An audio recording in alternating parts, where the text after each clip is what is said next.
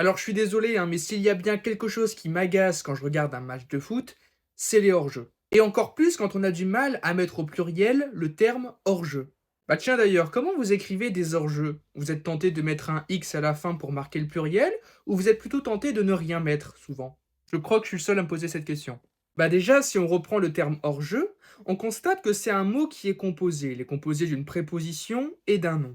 Mais hors-jeu, ça vient également d'une locution qui est figée, qui pourrait être en dehors du jeu.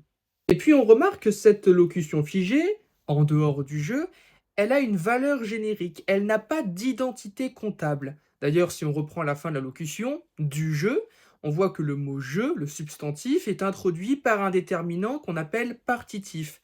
Et ce genre de déterminant-là introduit justement des mots qui sont indénombrables. Ici, le mot jeu ne peut pas être compté, donc il n'aura pas la marque du pluriel. Vous l'avez donc compris, on écrira des hors-jeux et sans la marque du pluriel, sans le X.